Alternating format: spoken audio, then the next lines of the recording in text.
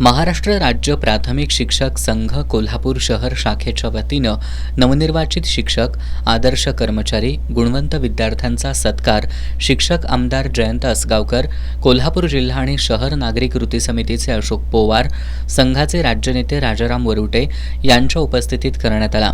यावेळी बोलताना आमदार जयंत असगावकर यांनी शिक्षक संघाच्या कार्याचं कौतुक केलं। भविष्यात शिक्षकांच्या विविध प्रश्नांसंदर्भात आणि अशैक्षणिक कामांसंदर्भात तीव्र लढा उभारू अशी ग्वाही त्यांनी दिली।